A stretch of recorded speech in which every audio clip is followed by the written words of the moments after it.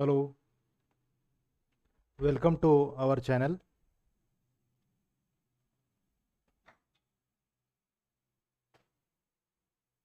In today's session, we are going to discuss how to define function in Python and how to call a function in Python.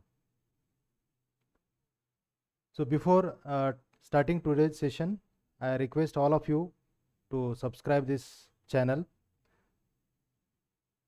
Also inform your friends, because in this series of live session, we are going to discuss basic Python programming.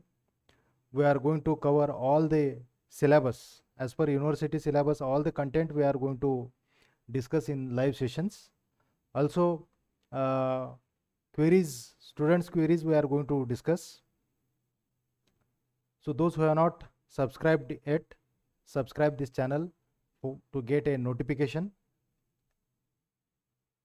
Also inform your students about this channel and this live series. So let's start our today's session. So today's session is about function in Python. So those who have studied C programming language, they know what is meant by function. And those who don't know what is meant by function, for them the definition of the function is nothing but it is a set of instructions, or it is called as a block of related instruction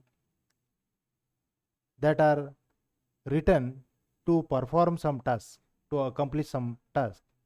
So the definition of function is a set of instruction to perform some task.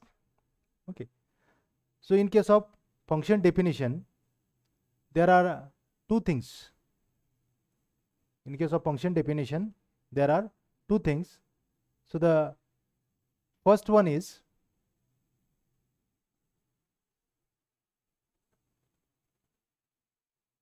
function definition, and second one is function call. So before calling a function, we have to define function first. So once you define the function, then we can call it. Now let's see what is the purpose of defining function, why we have to define function and why we have to call the function. So the main purpose of defining function is code reusability and better modularity of the program. So if you write everything in one program, it becomes difficult to read the program, it becomes difficult to understand the program, it becomes difficult to modify the program. So in order to make the program understandable, simple, modular, we have to make use of functions. Okay. So function is nothing but set of instructions, set of code that are written to perform some task. For function, two things are important. One is a function definition and another one is a function call. So the first step is you have to define function first, and after that you can call the function. And the purpose behind defining function is to reuse the code. Once you write a function, you can use it anywhere, anytime. And second purpose is to make our program modular. So these are the two purpose. Next, so far in previous session, we have used two functions. Print function we have used in the previous session. Also we have used input function. So print function is used to display some string on the screen, and input function is used to read some content from the keyboard. So these two functions we have used, and these functions are called as a library functions. These are the library functions. Now these functions we can use. So many library functions are available. Programmers can use those library functions, and if he want to define his own function, he can define it. Okay. So there are two types of function, library function and user defined functions. So many functions are available in the as a library function. So user can programmer can use those functions, or he can define his own function and use it. So two types of function can be used by the programmer. One is a library function, second is a user defined function. Now if the required functionality is not available in the library function, suppose we want to perform some task, and to perform that particular task, if library function is not available for that particular task, if the library function is not available, then what you can do is you can define your own function, and that function is called as a user defined function. Now let's see the syntax of defining user defined functions. So if user want to define, if a programmer want to define his own function, what is the syntax for defining function? Let's see. So here is the syntax for defining function. So the first is you have to use def keyword. First of all, your function definition start with def keyword, def keyword, space name of the function, space name of the function. Then parenthesis, once inside that parenthesis, parameters you have to write. Within that parenthesis you have to write the parameters which we want to pass to that particular function, and after parenthesis you have to write a colon. After parenthesis, colon, and after colon you have to write instruction on next line. Okay. So on next line onwards you can write instructions of the function, and those instructions should be indented to the function. Indented to the function. What is meant by indented? You will see. Indented means what? And once you write instructions of the function, at the end you can use return statement to return some value from the function. Return statement also you can use. Now one example we will see as per this syntax. Here is a one sample.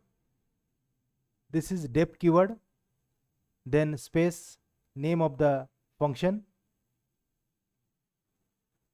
Next is within parenthesis parameters. Parameters should be separated by comma. So you can pass multiple parameters, and those parameters should be separated by comma. Then colon, and next line onward indented instruction you have to write. Indented means where def start, from that the instructions of the function should start after some space. Means how much space you have to give? You have to give one tab space. You have to give one tab space. So this is one tab space. So while giving indentation to the instruction, don't use space bar. Don't use space bar. You have to use tab. So that one tab space is called as a indentation. So these instructions, instruction number 1, 2, whatever instructions you are writing here, these instructions are indented to the function definition. Indented, they are called as a indented to the function definition. Now in case of C programming, those who are familiar with C programming, they might have written a function like this.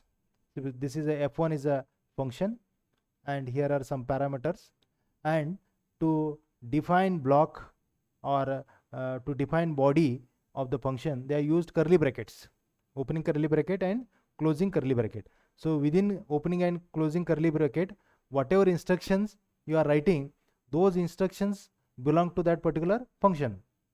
Okay, so these instructions belongs to f1 function. So how the function body is defined? By opening curly bracket and closing curly bracket. But in Python, we cannot use curly brackets. Okay, so how to define the block of the function or body of the function? To define a block of the function or body of the function, we have to use this indentation. So indentation is very important in Python. So indentation is used to define the body or block.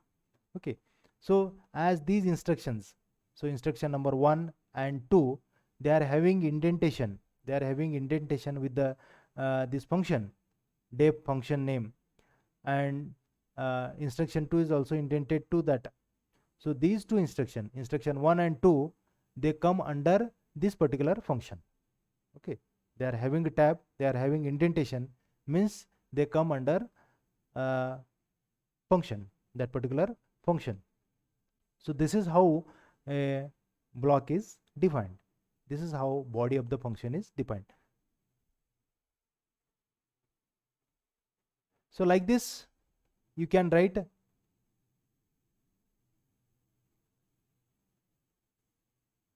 instructions, many instructions you can write in the function.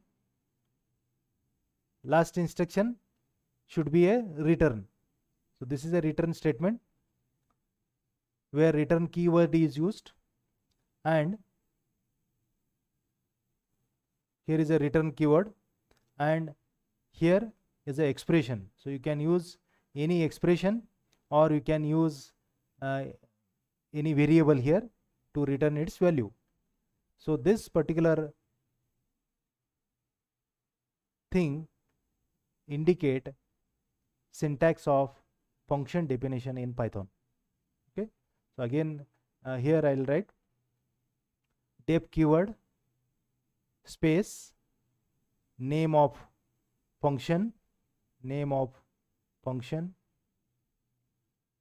within parenthesis parameters. Let's say parameters are x, y, z, many parameters are there separated by comma, close parenthesis, colon, and while writing instructions of the function, you have to follow the indentation. So don't start at the beginning of the line, keep some indentation, and after indentation you write instructions, whatever instructions you want to write, instructions 1, then instruction number 2, so on, instruction number n, and at the end you can write return statement. This is optional. Again, it is optional. If you want to return some value from the function, you can write return statement. Otherwise it is not necessary, it is optional. And name of the variable whose value you want to return, or any expression containing variable, you can write over here. So this is a syntax for defining function.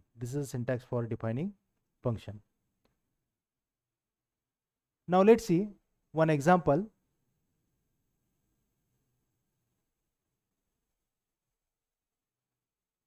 So let's say we want to write one function. Name of the function is addition, and in that function, yes, so here I have got one question. Sir, what is the use of indentation? Okay, so the indentation is used to define body of the function. So as I said, as I explained over here, in case of C programming language, how function is written? Name of the function, let's say f1, and within parenthesis parameters, those parameters are separated by comma, and curly bracket, opening curly bracket and closing curly bracket. So here we write instructions. Okay, number of instruction we write in the block. Now where function start? Here, and where it ends? At the closing curly bracket. Now these two curly brackets, opening and closing, they are used to define body of the function. So what instructions function f1 contains? So it contains these instructions which are present in the opening and closing bracket. These instructions are there in the f1. But in case of Python programming language, we cannot use opening and closing curly bracket to define body of the function. So while writing a definition of the function, def keyword is used, name of the function, then within parenthesis parameters, then colon, and next is write instructions of the functions. We have to write. Now if I write instruction over here, so this def is considered as a one independent instruction, this instruction considered as a another independent instruction. If I write another instruction over here which start at this point here, this will be considered a third independent instructions. So these two instructions, instruction number 2 and 3, they are independent. They does not belongs to definition of the function. So if we use indentation, means this instruction number 1 is having indentation with this. It is having indentation with the function definition. Means what? This instruction comes under the function. Similarly, second instruction is also having some indentation here. Means what? This instruction 2 also comes under this function. Okay. So to define the block, so how it is defined? The instructions which are having indentation to the function definition comes under that particular function. Okay. So these instruction number 1, 2, then instruction number n, this return, they are having indentation. Suppose here if I write one more instruction, let's say if I write one more instruction over here, I'll write one instruction, print instruction. I'll write, let's say, print something. This particular instruction, it does not comes under this function definition, because this instruction is not having indentation. This function is not having indentation with this function. So it is a independent. This is a independent. Whereas these instructions, instruction 1, 2, n, return, these instructions come under this function because they are having indentation with that. This is a concept. I hope it is clear. So let's move to the next point, that is example of function definition.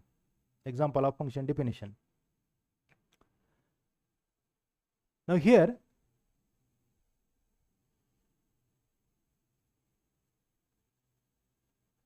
we want to define one function called as addition, and in that addition function we want to perform addition of two numbers and return the result.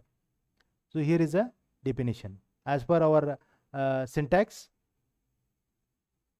Def keyword, name of the function, inside parenthesis variables, variable a comma variable b, colon, next line. So here is a indentation, c is equal to a plus b. So here is a third variable c, in that we store result of addition a plus b. Again second indented instruction, that is return c. Okay. So this is definition of addition function. So these things you have to remember. Okay. So def keyword, name of the function, inside parenthesis variables, colon, on next line. So here don't write here, don't continue on the same line. So go to the next line and put some indentation, put a tab and write instructions. Okay. So this indentation indicates that these two instructions come under this addition function.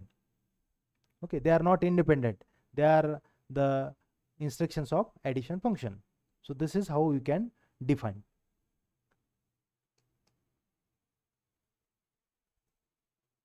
Next,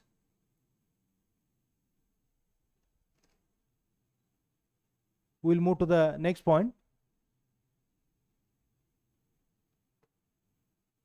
Next point is calling function. Okay, so the first part is over. As I said, function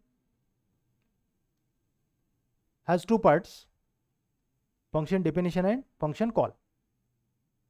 So once you define a function, you can call it. So where you can call, how many time you can call. So after defining function, you can call that function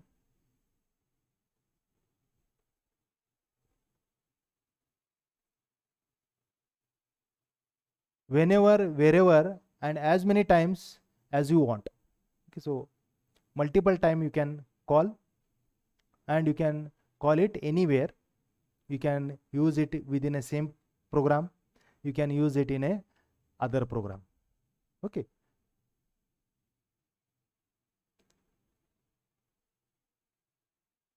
so if you want to use function in the same program, means you have defined, so like this. So this is an example where function is defined over here. This is a function definition, and this is a function call. This is a function call which we are going to discuss. So in the same program, in same program, function is defined, and in the same program, function called. Okay, then defining a function and calling a function in the same program is very easy, but defining function in one program and using it another program is bit difficult. So that we'll discuss in module chapter. Okay, so when we are going to discuss module concept, module in Python, at that time we'll discuss this concept. So here we are going to discuss how to define function in one file and how to use it in a same file. So that we are going to discuss. So here are the instructions. Instruction number 1, 2, 3, 4 and 5. Okay, so this is one program. Let's say this is a one program. This is a program. Okay, so in that program, this portion is called as a, this portion is a function definition. Function definition. As we have discussed, def keyword, name of the function, parameters, colon, and indented instructions, set of indented instructions.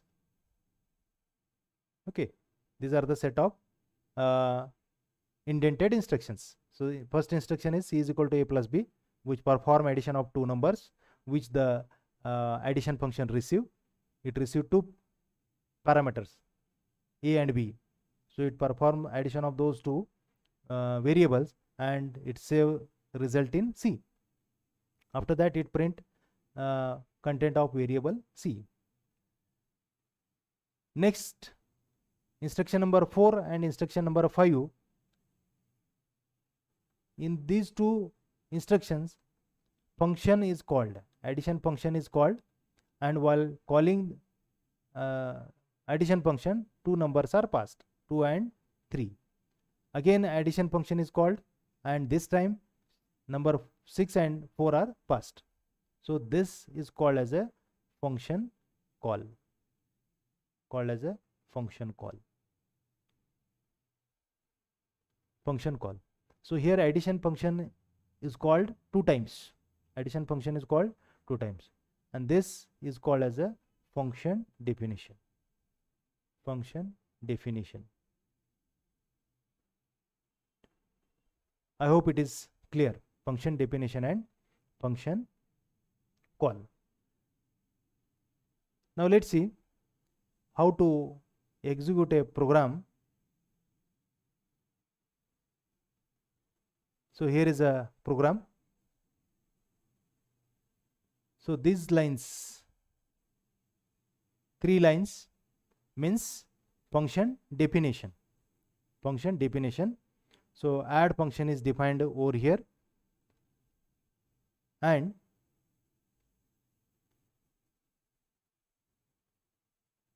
it contains 2 instructions. Next, here is a print instruction. Print, enter 2 numbers, receive 2 numbers and store in A and B. So here are the 2 instructions: to get number from user, to get number from keyboard, store in variable A, get second number and store in variable B. After that, call addition function, and while calling addition function, 2 parameters are passed, variable A and B. So variable A and B are passed over here, and these variables, the content of the variable A and B are passed over here. Okay, and inside the function, addition of these values performed, and result is stored in variable C, and the content of variable C is written by this instruction. So once this instruction is executed, value of C returned and it is get stored in result variable. After that, print result is equal to content of that result variable. So here you'll get the addition of 2 numbers. Once again, ask user to enter 2 numbers, get first number and store in C, get second number and store in D, call addition function, this time pass content of variable C and content of variable D. Again, the control is transferred to the addition function. Value of C copied in A, value of D is copied in B. It perform addition, store in C, return value of C. So value of C get copied over here, result, then print result equal to content of the result variable. So here in this particular program, addition function is defined. After that, 2 numbers are taken from the keyboard. Those 2 numbers are passed to the addition function. Result is received. Result is printed over here. Again, take 2 numbers from the user. Call function, addition function, get result, print the result. Okay.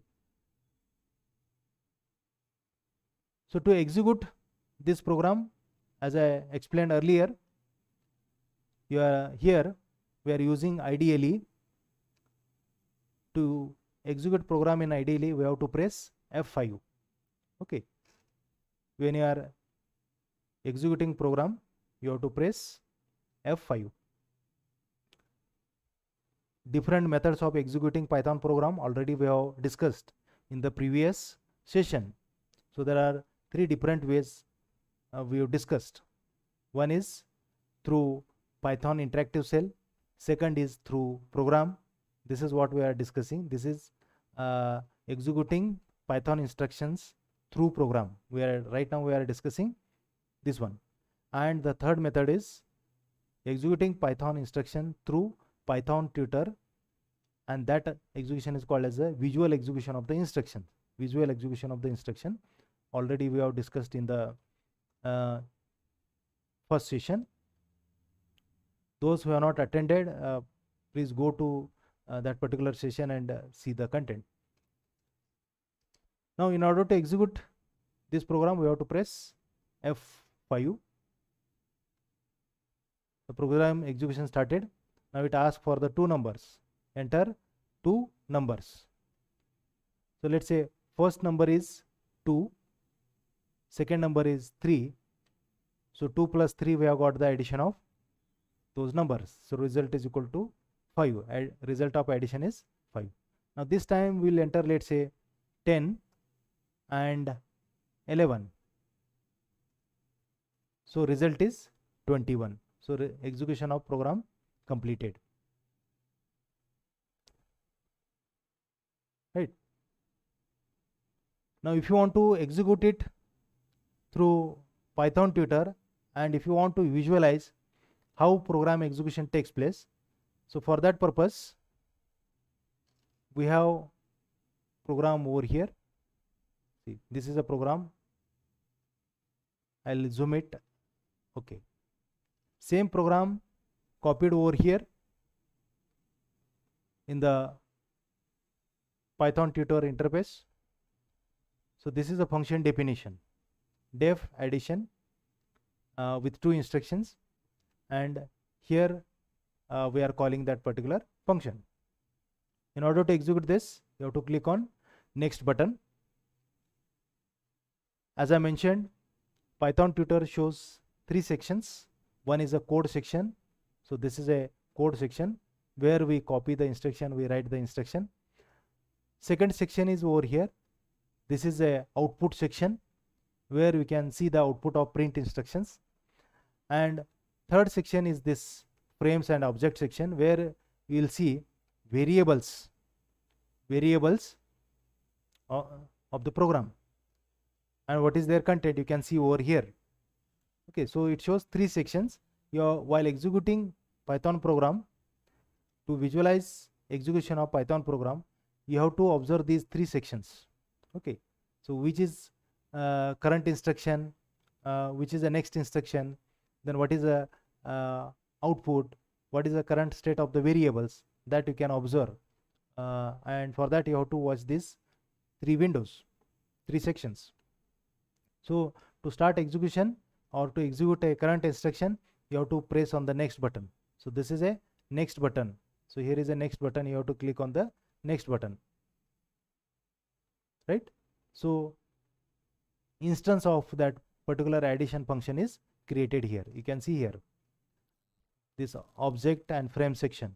So addition function is created. Addition function is created. It is defined. It is defined. So which is the next instruction? First independent instruction. The execution start from, in case of other programming language, the execution start from main function. The execution start from main function, but here in case of Python there is a no main. So the execution always start from first independent instruction. So the first independent, so these are the independent instructions. The instructions which are not having any indentation, they are called as a independent instructions. So these are the independent instructions. So, and these are the indented instructions. They are from addition function. Okay, when these instructions are executed, indented instruction, when a particular function being called, then those instructions are executed. So in this case, how the execution start? From first independent instruction.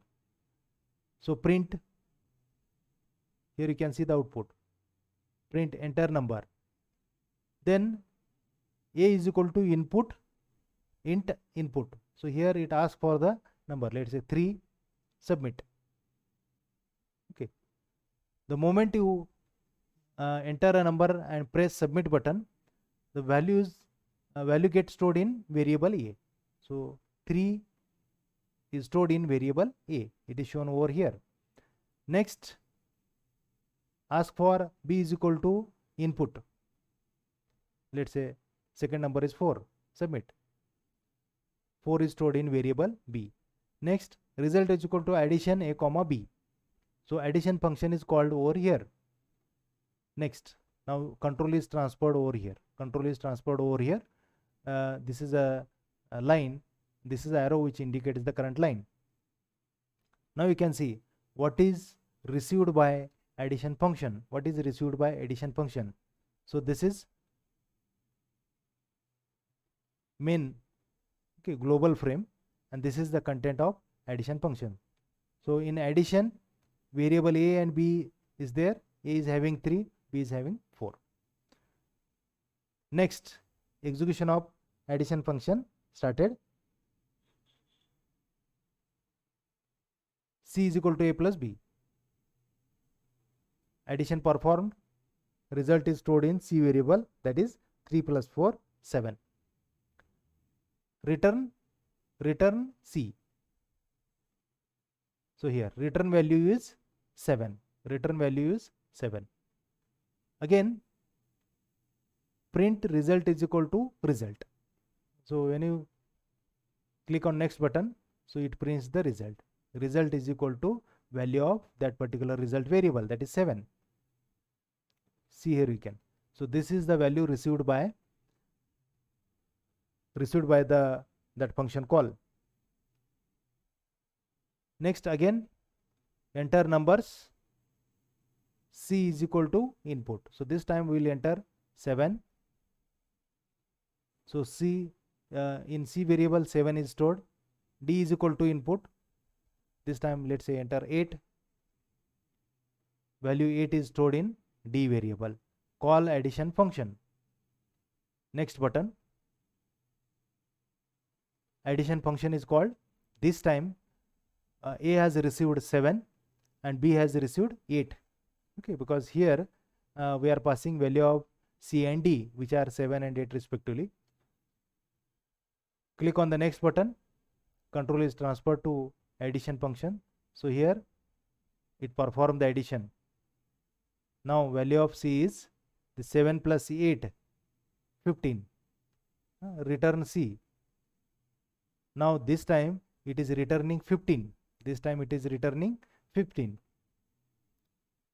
Again, after executing the function, control comes back to next independent instruction, and that is print result is equal to result.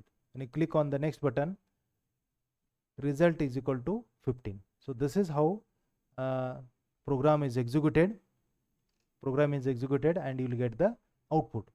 So when you are executing program through Python tutor, you can visualize what is happening in the program, which instruction is executing, what is the current output, what are the content of the variable. Each and everything you can visualize. Okay, so if you are facing any difficulty in understanding the program, so it is better to use this Python tutor.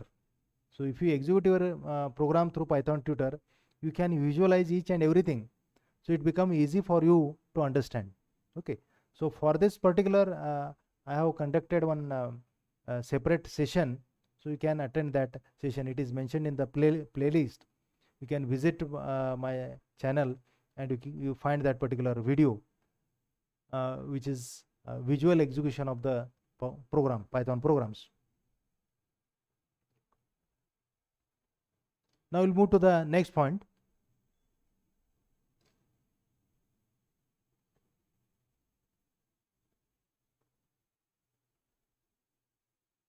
Next point is passing arguments to function. Passing arguments to function. Already we have discussed in the previous example. Now when you pass some value to the function, those values can be passed in two different ways.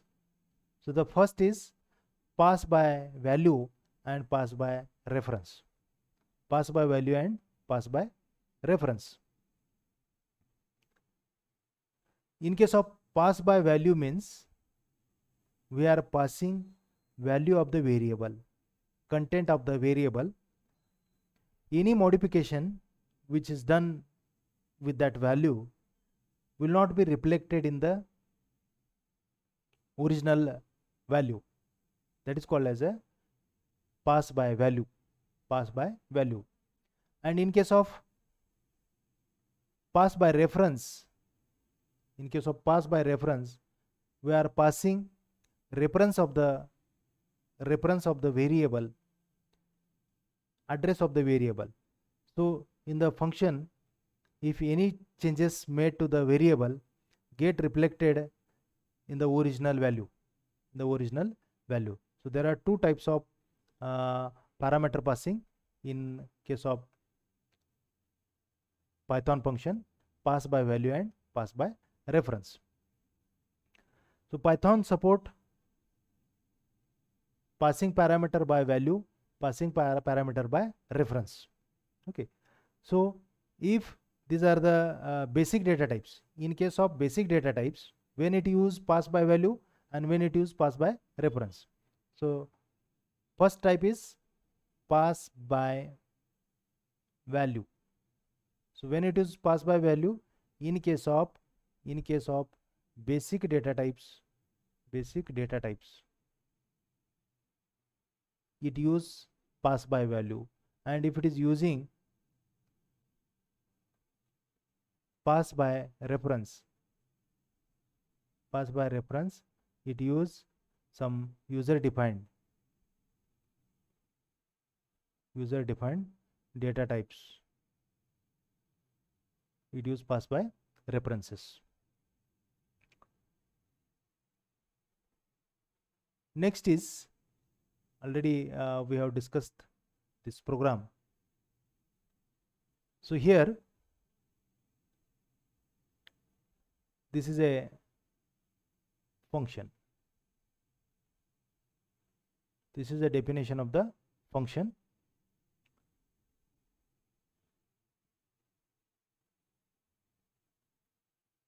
Def keyword, name of the function, and here a and b, these are called as the parameters. These are called as the two parameters which are passing to the function. So whatever value function want to return, it receive through these two variables, through these parameters. Okay. So addition function receive some input through these parameters. After receiving these two inputs, it perform operation on those values, and it will display it. The result will be displayed inside the function, or it may return the result to the caller. Okay. So in this case, this addition function receive two parameters. One it receive in variable a, and another value it receive in variable b. So it receive two things, one in a and another value in b. After receiving it, it performs some operation. A is equal to a plus b. It add two values and store in variable a. After that, it print one message here. Inside function call, two numbers are. Then print value of variable a, print value of b. So this is a simple task this addition function perform. So it receive two values through a and b, perform some operation, addition operation, and print value of variable a and value of variable b. So this is called as a passing arguments to the function. So this is function definition. So here is a first independent instruction. From this instruction, execution starts. Okay. So print enter two numbers. Second line is a is equal to get that int input, get first number, store in a. Next instruction is get second number and store in b. Then next instruction is print one message that before function call what are the two numbers? What are the two numbers? Again, display value of A, display value of B, and after displaying value of A and B, you call the function, call addition function, and while calling, we are passing variable A and B. Okay, so this is called as a passing arguments.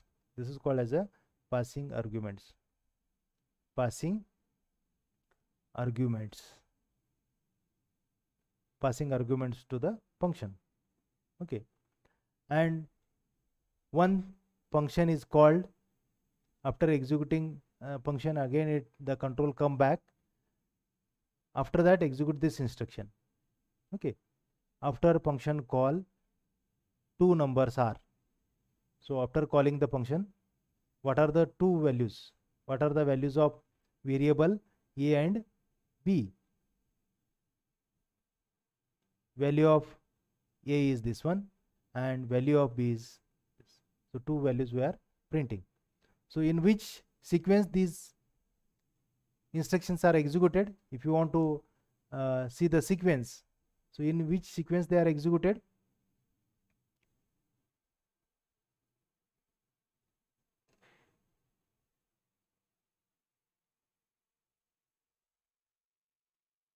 So if you want to see the sequence, we will give number to this instructions.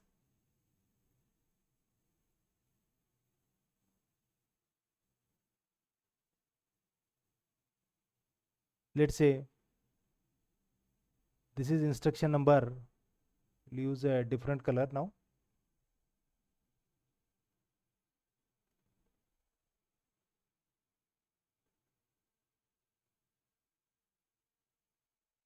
Okay.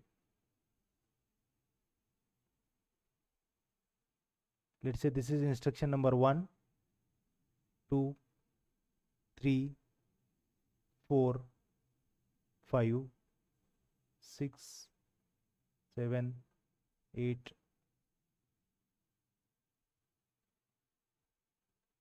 These are the numbers given to the instructions.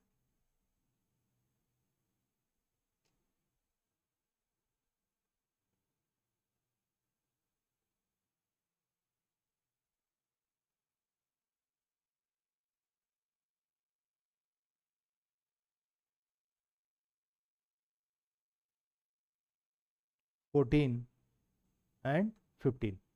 So in which sequence these instructions are executed? As I said, instruction execution always start from the independent instruction. So which are the independent instructions here? 6 onwards. 6 onwards, these are the independent instructions. So execution start from here. Instruction number 6, enter two numbers. Then instruction number 7, get first value and store in A. Instruction number 8, get second number and store in B.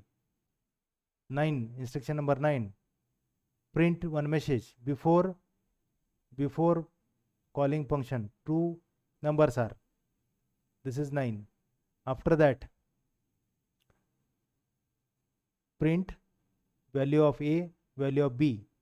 That is 10 and 11. After that, instruction number 12, call function. Here is a call function. So when the function is called, it goes to the function call. It goes to function call. That is instruction number 12.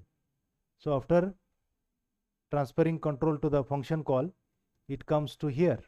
It comes to instruction number 1. It comes to instruction number 1. So instruction 1 is executed, 1, then 2 is executed, 3, 4, 5. So from 1 to 5 all instructions are executed in the sequence. 1, 2, 3, 4, 5 in the sequence executed. When instruction number 5 is executed,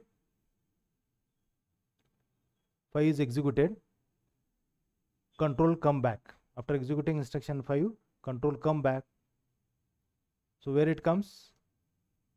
Line number 13. So it comes to line number 13. this one. Print after function call, two numbers are. So here is a 13. Then print A, print B, 14, 15. 14 and 15. So in this sequence, these instructions are executed. Okay, 6, 7, 8, 9, 10, 11, 12. Then function is called here. Function is called. Function call takes place here. Then function instructions of the functions are executed. Instruction number 1 to 5. Okay. Then here return function. Return from function call. From function call. Okay. After returning from function call, next instruction 13, 14, 15 are executed. So in this way, instructions from functions are executed.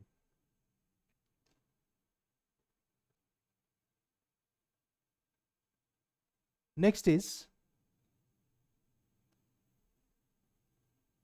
types of arguments. Next point is types of arguments. So when you define a function or when you use library function, functions may have two types of arguments. First is a required argument.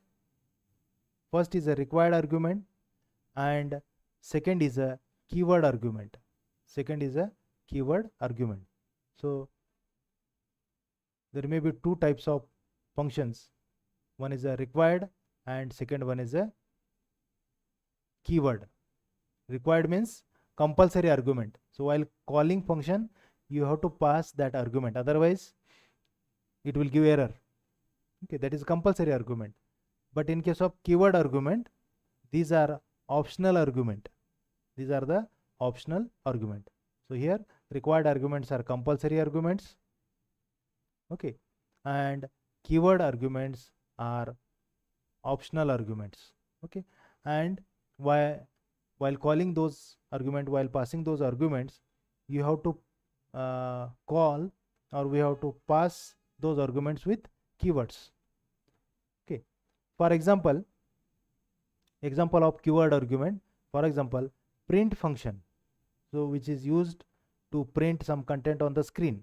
So if, okay, one example is, let's say, print hello. So this particular instruction, print function, print this string hello on the screen. This function has two keyword arguments. Okay, here the argument to this function, the argument is this string. What is the argument to this function is this string. Okay, so if suppose we write like this, another way we can write, s is a variable which contains hello. Okay, and we use this print and yes. Now what is the argument in this case? In this case argument is a variable yes. Argument, this is called as a argument. This is argument, and this is a required argument. Required argument. Okay, compulsory argument, we have to pass it, right? So here in the first case, the argument is passed directly. In the second case, the argument is passed through some variable yes. Okay, now this print function has two keyword arguments. So the first keyword argument is with the end keyword, and second is with the sep keyword. Okay, so print function has two keyword arguments. One is a end and another one is a sep. Let's see how to use it. For example, consider this instruction. print hello. Second instruction is print world. So if you execute these two instructions, instruction number 1 and 2, if you execute them one by one, we will get output like this. This is output. Okay. On first line we'll get output of first instruction. On second line we'll get output of second instruction. Okay. But suppose we don't want output like this, but we want output like this. Hello and world. Hello and world. We want output of two print statement on same line. In that case, you have to write like this: print hello string, then comma, end keyword equal to this single quote, opening and closing single quote, you have to write. This is first instruction, print instruction with end keyword argument, and second print instruction word. Now if you execute these two instructions now, you will get output like this, hello world. You will get the expected. We were expecting this kind of output. Now we are getting the output in the same format, hello world. Okay, so this is one example of keyword argument. You can define user defined function with keyword argument. Next keyword argument is a SEP keyword argument. Suppose another example, this is example number 2, where we want to print some words, print cats, dogs, mice. Okay, we want to print 3 words separated by comma. Okay, we want to output like this: cats, dogs, mice, like this. But we will receive output after executing this instruction.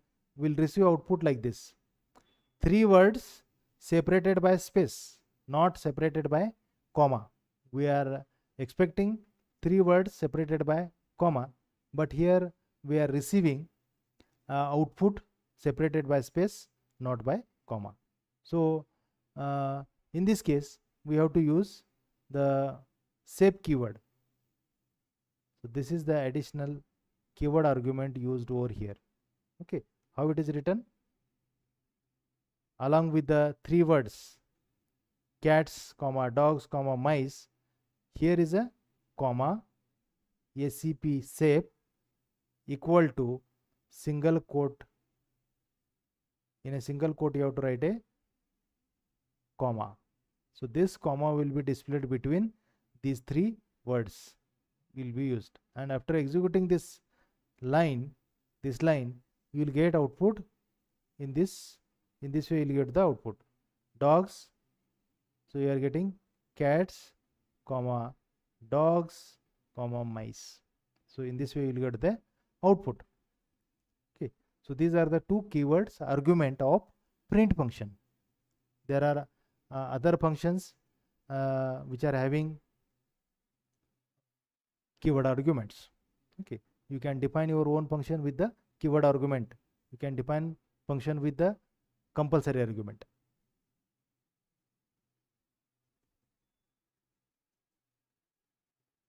Okay, so we'll stop our session here. In next session we'll discuss about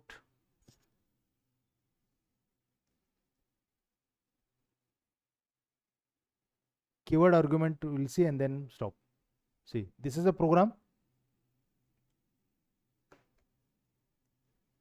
So these are the 2 print instructions, hello and word. In this case we will receive output as hello on first line, word on second line.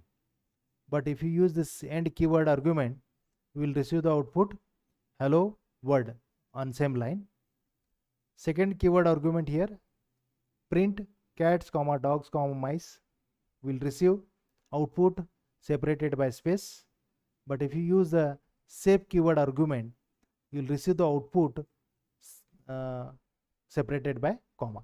So if you press F5 and see the result, here you can see. So these are the output of first to print instruction without that keyword argument, and keyword argument. And if you use and keyword argument, you will receive output like this. If you want to print 3 values, you will get output like this, but if you use the sep keyword, the output will be separated by comma. So we'll stop here. We'll stop our today's session. Thank you for watching this video. If you are not subscribed for this channel, subscribe this channel. You will get the notification of live sessions. Also, we are providing online courses through our app. Our app is A2 Lytics. You can search in the Google, or you can search in Google Play Store. You will find that app. You can install it. We have simplified this app. Through your mobile number and OTP, you can log into this app. You will see a lot of online courses. Once you do the login, you will see a lot of online courses. You can purchase those courses. You can attend. We are providing video lectures, some short notes. Also, we are conducting quizzes. Also, we are conducting some doubt clearing sessions. Live class facilities also there. You can avail all these things through that app only. Also, we are providing internship to engineering and diploma students, BCA students. Those who are interested, they can join internship program also. For internship program also, you can use the same app, E2 Lytics, and you will purchase the respective domain. You can purchase for that internship, and you can attend internship live sessions, project, everything through that app only. Okay.